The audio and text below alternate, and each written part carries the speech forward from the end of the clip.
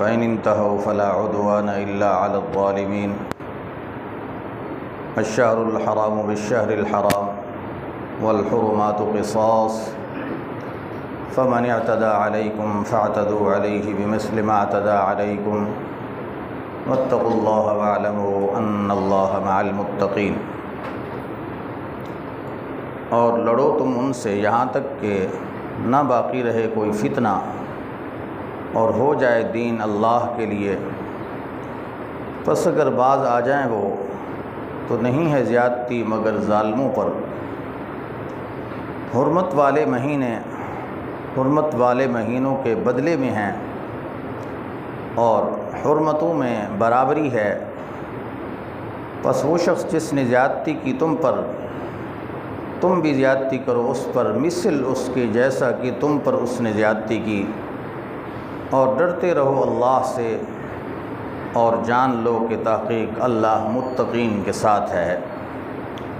صدق اللہ العظیم وصدق رسولہ النبی الکریم ونحن علی ذلک من الشاہدین والشاکرین والحمد للہ رب العالمین۔ اللہم صلی علی سیدنا محمد النبی الامی وعلی آلہ واصحابہ وسلم تسلیما۔ برادران محترم، جہاد کے مسائل اور عنوان پر یہ دروس چل رہے ہیں۔ پہلی آیت میں اللہ تعالیٰ نے جہاد کا اصل مقصود اور غرض بیان فرمائی ہے کہ کفار کے ساتھ قتال اور لڑائی جو ہے صرف اللہ کے دین کی بلندی کے لیے ہو تو یہ جہاد ہے۔ اتنے تک لڑو کہ یہ ناسور اور فتنہ جو ہے توحید کے خلاف، اللہ کی وحدانیت کے خلاف، یہ فتنہ ختم ہو جائے اور دین جو ہے یہ خالصتاً اللہ کے لیے ہو جائے۔ ان آیات کے پیش نظر حضرات مفسرین اور علماء فرماتے ہیں کہ جہاد ہوتا ہی وہی ہے کہ جو اعلاء کلمت اللہ کے لیے ہو۔ اگر کوئی لڑائی اعلاء کلمت اللہ کے لیے نہیں ہے، کسی قومی عصبیت کے لیے ہے، لسانی عصبیت کے لیے ہے، دنیاوی مفادات کے لیے ہے، تو اس قتال اور لڑائی کو جہاد نہیں کہا جائے گا۔ جہاد کا اصل مقصود اعلاء کلمت اللہ تبارک و تعالیٰ کے کلمہ کو، کلمہ توحید کو بلند کرنا، اس کو دنیا میں دوسرے کلمات پر یا دوسرے ادیان پر غالب کرنا، یہ اصل مقصود ہے جہاد کا۔ اب جہاد کے اندر کیا ہوتا ہے کہ جو میدان جہاد میں مجاہد لڑتا ہے، دشمن کو مارتا ہے اور خود اپنی جان کا نذرانہ پیش کرتا ہے۔ قرآن کریم نے دوسرے مقام پر فرمایا یقاتلون فی سبیل اللہ فیقتلون ویقتلون، کہ اللہ کے راستے میں قتال کرتے ہیں، دشمن کو مارتے ہیں اور خود بھی مرتے ہیں، خود بھی قتل ہو جاتے ہیں۔ اب ایک طرف کفر ہے اور دوسری طرف اسلام ہے، تو جو اعلاء کلمت اللہ کے لیے لڑے گا تو اگر اس معرکہ میں قتل ہو جائے تو اس کو اسلام کی اصطلاح میں شہید کہتے ہیں، اور شہادت ایک بہت بڑا اسلام میں رتبہ ہے۔ یہاں تک کہ بخاری شریف کی روایت ہے کہ رسول اللہ صلی اللہ علیہ وسلم نے، اب حضور کی شان اور عظمت کے کیا کہنے، کہ اللہ کی ساری مخلوق میں حضور کی عظمت کے برابر یا مساوی کوئی شخص اللہ نے پیدا ہی نہیں کیا۔ ایمان ہے نا؟ آپ خاتم الانبیاء ہیں، امام الانبیاء ہیں، رسالت کے تاجدار ہیں، وجہ تخلیق کائنات ہیں، یہ سب کچھ ہونے کے باوجود کیا کہتے ہیں؟ فرمایا لوددت ان اقتل فی سبیل اللہ ثم احیا ثم اقتل ثم احیا ثم اقتل۔ بعض روایات میں تیسری دفعہ بھی آیا ثم احیا ثم اقتل، کہ میں اس بات کو پسند کرتا ہوں کہ اللہ کے دین کی سربلندی کے لیے دشمن کے ساتھ لڑوں، یہاں تک کہ لڑتے لڑتے میں اپنی جان کا نذرانہ پیش کر دوں، پھر اللہ تعالیٰ مجھے دوبارہ زندہ کریں، پھر لڑوں، پھر قتل کیا جاؤں، پھر اللہ مجھے زندہ کریں، پھر لڑوں، پھر قتل کیا جاؤں۔ یہ کون کہہ رہے ہیں؟ سرور کائنات صلی اللہ علیہ وسلم۔ اس سے معلوم ہو کہ شہادت اسلام میں ایک بہت بڑی نعمت ہے جس کی رسول اللہ تمنا کر رہے ہیں۔ یاد رکھنا، اسلام میں وہ چیز جو مصیبت ہو یا حادثہ ہو اس کی تمنا کی اسلام اجازت نہیں دیتا۔ مصیبت کی تمنا کی اجازت اسلام نہیں دیتا کہ خدا سے مصیبت مانگو۔ اس سے معلوم ہوا کہ شہادت مصیبت نہیں ہے، شہادت نعمت ہے، تب تو رسول اللہ مانگ رہے ہیں، اس کی تمنا کر رہے ہیں۔ تو اب جو شخص اسلام کی سربلندی کے لیے، اعلاء کلمت اللہ کے لیے لڑتے ہوئے جان کا نذرانہ پیش کر دے، فرمائے یہ شہید ہے۔ اب جو شہید ہو جائے اس کو اعزاز کیا ملتا ہے؟ اللہ تعالیٰ نے مختلف مقامات پر اس کی فضیلت ماقبل میں پڑھ چکے ہو کہ لا تقولوا لمن يقتل فی سبیل اللہ اموات بل احیاء، جو اللہ کے راستے میں مارا جائے تو اس کو مردہ نہ کہو، وہ زندہ ہے، اللہ کے اس کو روزی دی جاتی ہے، وہ بڑے اعزاز و اکرام میں ہوتا ہے۔ دنیا کے احکام کیا ہوتے ہیں؟ دنیا میں احکام یہ ہیں کہ جو شخص اس انداز سے لڑتے ہوئے شہید ہو جائے، شہید کو غسل نہیں دیا جاتا۔ اللہ کے راستے میں جو شہید ہو جائے، جن کپڑوں میں شہید ہوا ہے اسی خون آلود کپڑوں کے ساتھ اس کو دفن کر دیا جائے۔ قیامت کے دن جب اٹھے گا تو اسی خون آلود جسم اور لباس کے ساتھ اٹھے گا اور اس کا جسم معطر ہوگا۔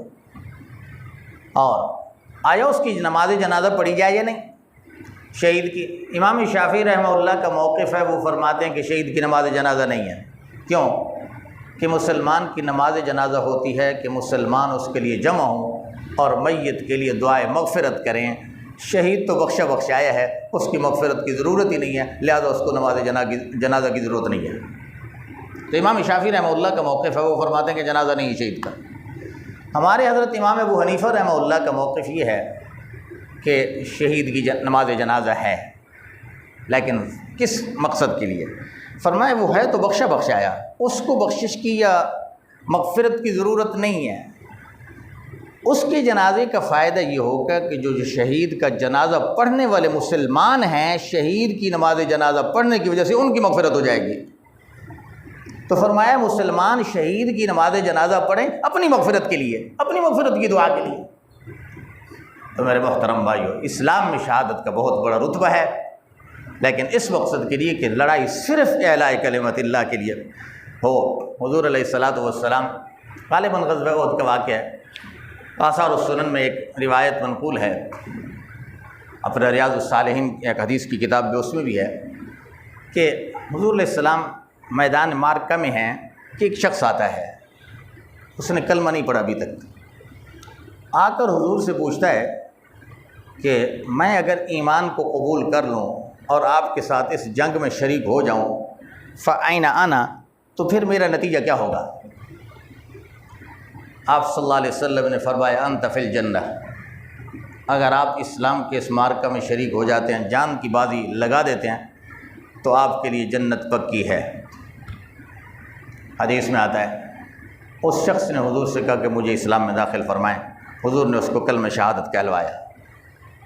کلمہ شہادت پڑھنے کے بعد روایات میں آتا ہے کہ اس کے ہاتھ میں کھجوریں تھیں، کھجوریں کھا رہا تھا۔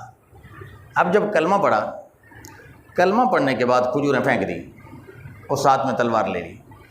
کسی نے کہا اللہ کا بندہ، یہ کھجوریں تو کھا لیتا، یہ کیوں پھینک دی ہیں؟ اب وہ شخص جواب دیتا ہے، جواب سنیے صحابی، تازہ تازہ ایمان قبول کرنے والے صحابی کا، کہتے حضور کی زبان سے میں نے سن لیا ہے کہ اگر میں اس معرکے میں جان دے دوں تو میرے لیے جنت ہے، اب اگر میں کھجوریں کھاتا ہوں تو جتنی دیر کھجور کھانے میں لگ جائے گی، جنت میں پہنچنے میں اتنی تاخیر ہو جائے گی۔ میں یہ تاخیر مجھے قبول نہیں ہے، میں حضور کے ارشاد کے مطابق تازہ جنت پہنچنا چاہتا ہوں۔ اب اس نے تلوار اٹھائی، معرکے میں شریک ہوا، لڑتے لڑتے جان کی بازی لگا دی۔ اب غزوہ احد کے 70 شہداء ہیں۔ حدیث میں آتا ہے کہ رسول اللہ صلی اللہ علیہ وسلم نے جب ان شہداء کو دیکھا تو دیکھتے دیکھتے اس نو مسلم کی میت پہ جب حضور آئے، سبحان اللہ، حضور کی آنکھوں سے آنسو رواں ہیں، اور ایک جملہ آپ نے ارشاد فرمایا عامل قلیلا و اجر کثیرا، عامل قلیلا و اجر کثیرا، کہ اس نے عمل تو بہت تھوڑا کیا، اجر بہت زیادہ پا لیا۔ اب عمل کیا ہے؟ عمل صرف یہ ہے کہ کلمہ پڑھا ہے، اور اجر کیا پایا کہ حضور کے اس قول کے مطابق جنت لے لی خدا سے۔ باقی کوئی عمل نہیں کیا، نہ نماز پڑھی ہے کوئی، نہ کوئی روزہ رکھا ہے، نہ کوئی بیت اللہ کا حج کیا ہے، نہ کوئی صدقہ دیا ہے، نہ کوئی زکوٰۃ دی ہے۔ اسلام کے جتنے فرائض ہیں کسی فرض کو اس نے ادا نہیں کیا، کیونکہ اس کو موقع ہی نہیں ملا فرائض اسلام کی ادائیگی کا۔ کلمہ پڑھ کر تازہ میدان جہاد میں شریک ہو کر جناب جان کی بازی لگا دی، تو آپ نے یہ جملہ ارشاد فرمایا عامل قلیلا و اجر کثیرا، کہ اس نے عمل تو بہت تھوڑا کیا، اجر بہت زیادہ پایا۔ تو میرے بھائیوں، جہاد کے میدان کی یہ عظیمتیں ہیں، یہ عظمتیں، یہ فضیلتیں قرآن سنت سے، رسول اللہ کی صحیح روایات سے ثابت ہیں۔ اے کاش ہم مسلمانوں کے اندر جہاد کے اس فریضہ کی اہمیت ہوتی، اس کی اہمیت ہوتی کہ انسان خود میدان میں شریک ہو کر مجاہد بنے۔ اگر یہ فرصت نہیں ہے تو آگے قرآن حکم دے رہا ہے اگلی آیت میں کہ مالی طور پر ان مجاہدین کا تعاون کرے۔ میدان جہاد کے اندر اسلحے کی ضرورت ہے، ان کے خوراک کی ضرورت ہے، ان کے لباس کی ضرورت ہے، ان کی بقیہ ضروریات زندگی ہیں۔